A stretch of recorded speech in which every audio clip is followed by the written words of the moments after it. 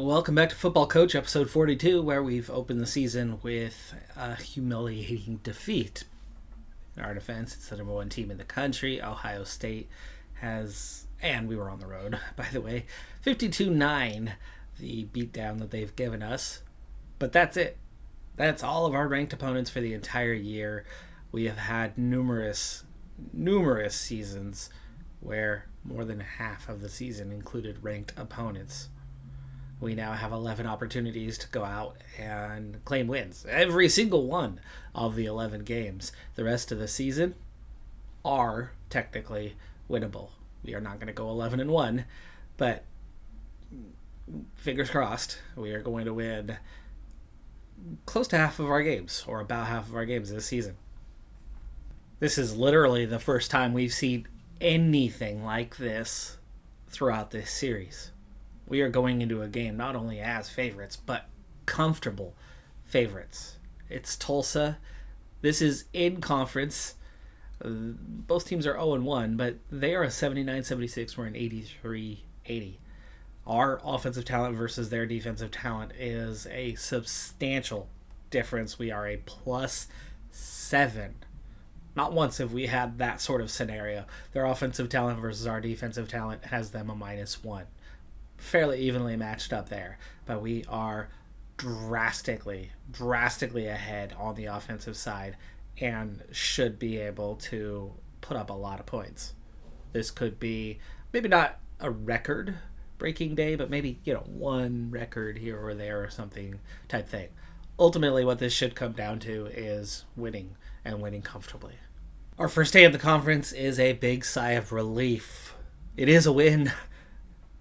Our defense did not do well.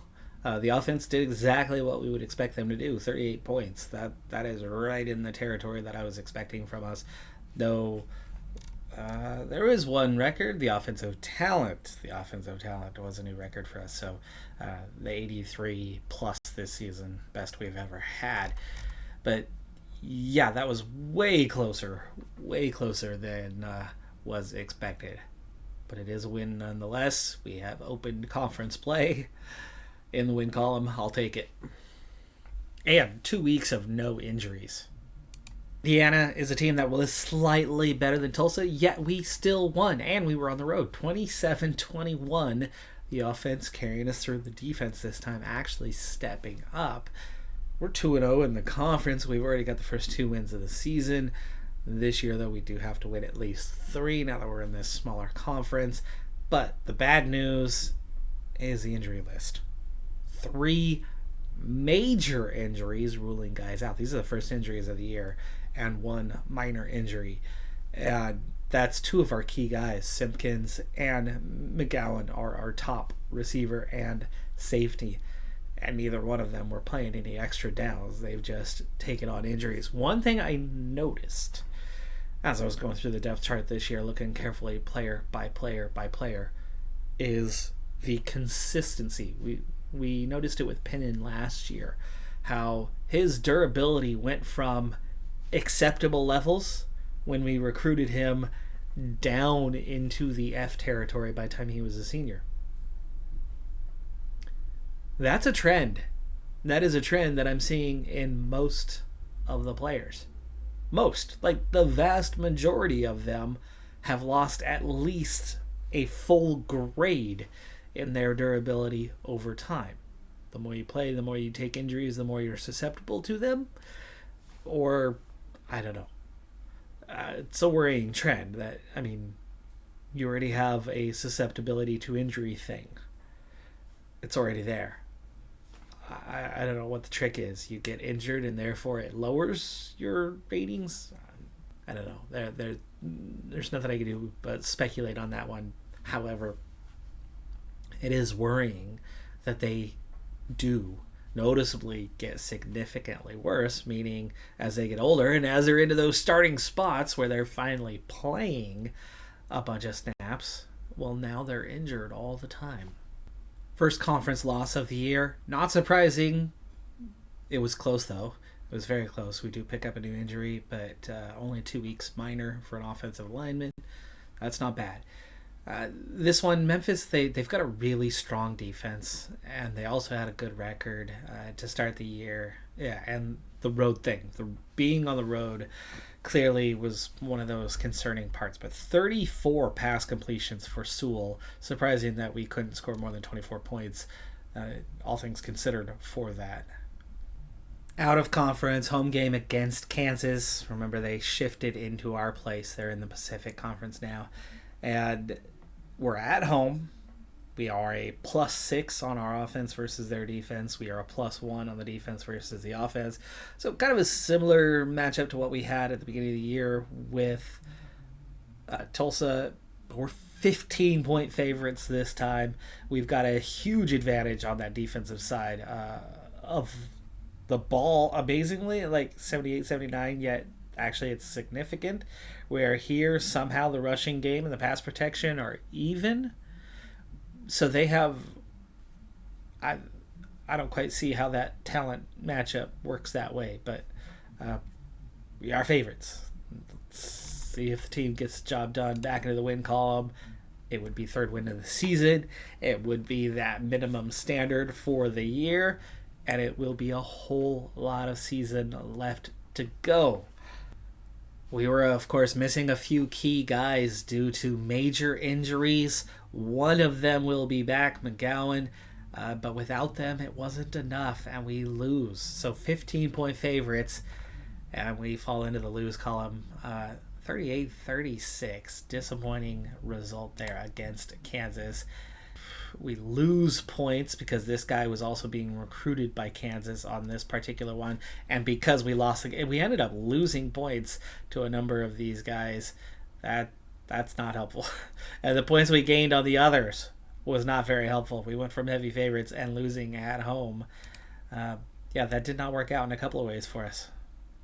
The predictions that I made early on before the season started, we knew we would lose to Ohio State. I was hopeful that we could get 3 out of 4. I figured 2 out of 4 would be more realistic, and that is exactly where we are.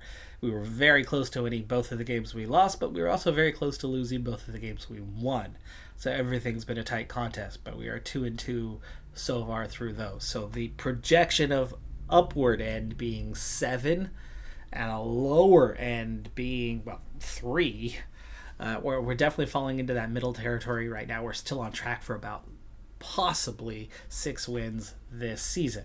Now, the next trick was the 2 highest prestige programs in the conference, Temple and SMU.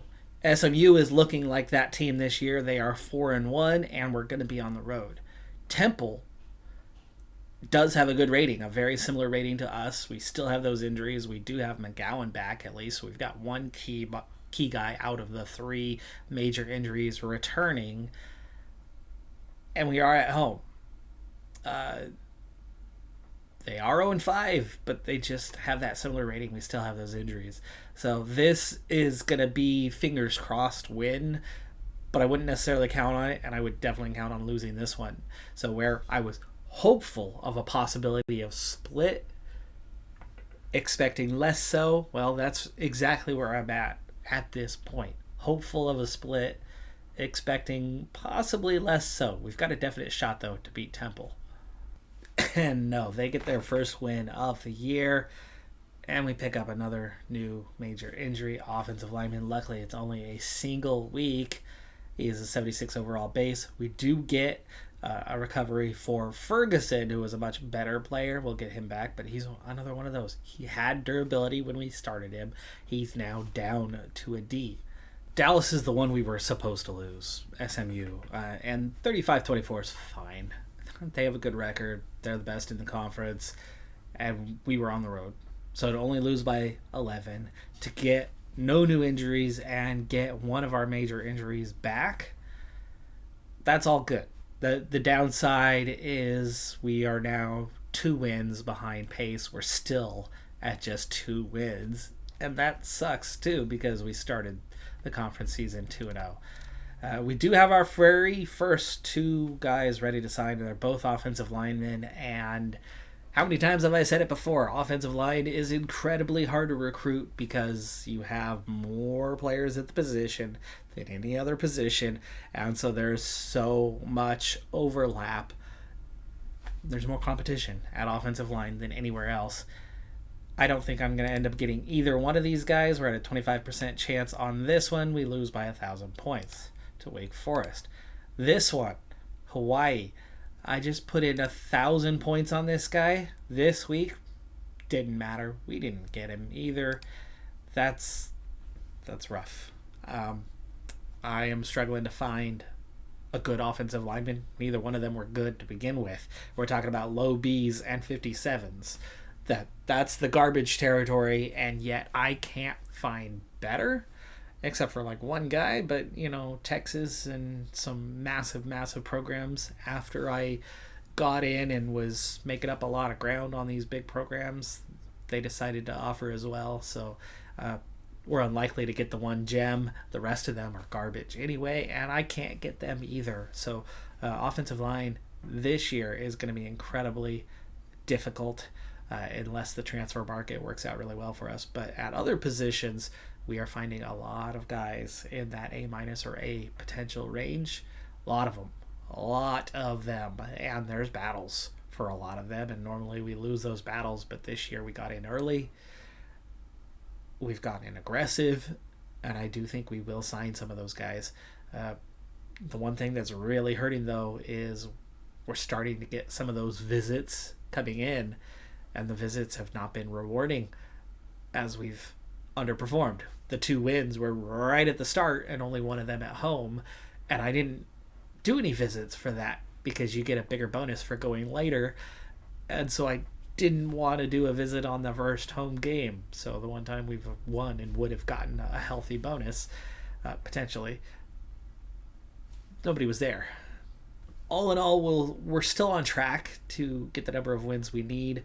Getting healthy is going to be one of the major things, though. We're down to 2 major injuries. Simpkins will be back in a week, and McLeod will be back in 2.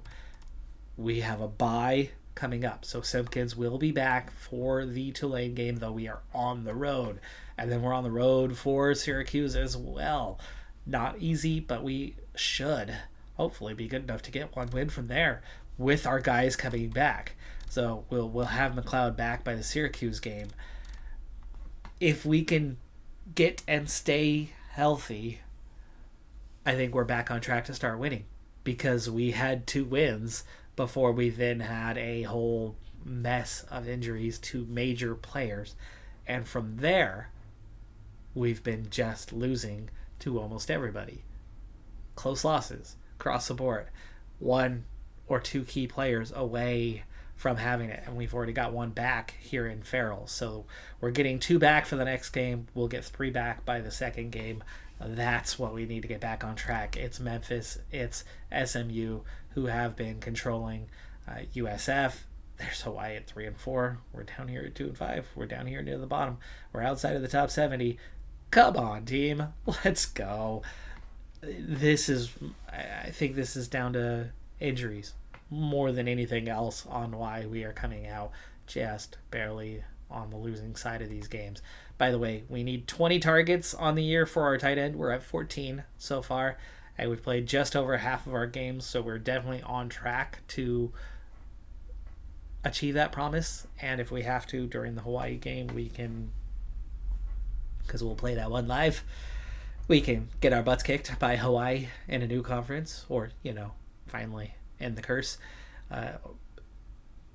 We can make sure that tight end gets targeted a time or 2. He's a better blocker than anything else, so targeting him is not exactly one of our key components of the year. But for now, we are 222 passing yards per game opposition. We're doing great there, but overall our run game, we're giving up 266 yards a game on the ground. 266. Our D-line is better than it was a year ago, but they still cannot make a stop. Other teams' run games are running us ragged. That's where we're coming up short. And of course, it's the defensive talent across the board and all those injuries that have made us vulnerable. It's the defense that's having a problem right now. It's the defense that just gave up 35 to SMU. Again, on the road at the best team in the conference, less surprising, but to the others. Like the offense, I think, has put up 21 plus every single game. Have they not? They have all but one game. All but one game, they've had at least 3 touchdowns, excluding Ohio State, right?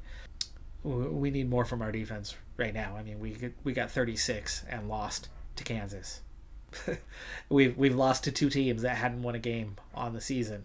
Something's got to change. But in the second half, Tulane winnable, but we're on the road. Syracuse winnable, but we're on the road. Nashville's not Nashville; it's something else. Vanderbilt 1-5, and we're at home. I mean, like, we have to win that game. And then USF and Hawaii, you got to split that. So 3 more wins in the cards. At least give me 2. And get us to 4 on the season. That's going to do it for this episode, though. I'm Decathlon Gamer. Like, comment, subscribe, and I'll see you next time. Have a good one. Be safe out there. Bye for now.